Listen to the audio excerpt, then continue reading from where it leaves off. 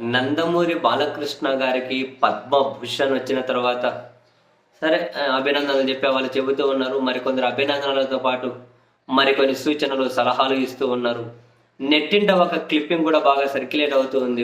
అంటే ఒక కథనం, బాలకృష్ణ గారు ఇకనైనా డీసెన్సీ ప్లీజ్ అని. అయితే ఆ కథనానికి సంబంధించి బీబీసీ వాళ్ళు రాసినట్లుగా ఉంటే అది అవునా వాళ్ళే రాశారా అని చెప్పి వెళ్ళి బీబీసీలో వెతికితే అవును వాళ్ళే రాశారు, బాలకృష్ణ గారు ఇకనైనా డీసెన్సీ ప్లీజ్ అని.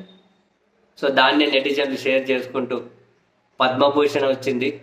సరే రాజకీయ కోణంలో వచ్చినా కూడా ఒక గౌరవప్రదమైనటువంటి బిరుదైతే, ఒక అవార్డు అయితే వచ్చింది కాబట్టి ఇకనైనా మీ నుంచి కాసింత డీసెన్సీ ఆశిస్తున్నాం బాలకృష్ణ గారు అని చెప్పి నెటిజన్లు అండ్ బీబీసీ కూడా తన కథనంలో ఇవే చాలా అంశాలను మెన్షన్ చేసుకుంటూ తాజాగా ఏం సినిమా డాకు మహారాజ్ సినిమాలో హీరోయిన్తో వెనకల కొట్టినటువంటి ఉంటుంది కదా, అదే సినిమాలో పాటని అడ్జస్ట్ చేసుకుంటాం. ఈవెన్ బీబీసీ కథనంలో కూడా ఇవన్నీ మెన్షన్ చేశారు.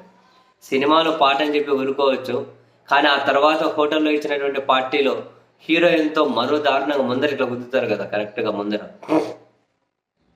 అవన్నీ మేము ఇక్కడ చూపించడం, కథనంలో రాయను కూడా రాయలేము, అంత దారుణమైన గెజెట్స్ అవి. ఇకనైనా ఆయన డీసెన్సీగా ఉంటారని చెప్పి ఆశిద్దాం.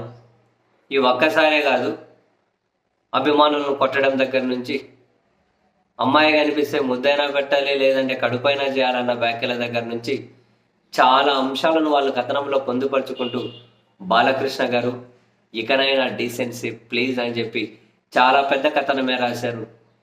నెట్టింట కూడా ఆ కథనం షేర్ అవుతూ నెటిజన్లు కూడా అభిప్రాయాలు షేర్ చేసుకుంటూ మరికొందరు అసలు ఏ కోణంలో ఇచ్చారు, ఇది ఒక రాజకీయ కోణం తప్ప మరొకటి ఏమీ కనిపించడం లేదు అని వాళ్ళ కమెంట్స్ అయితే షేర్ చేస్తున్నారు.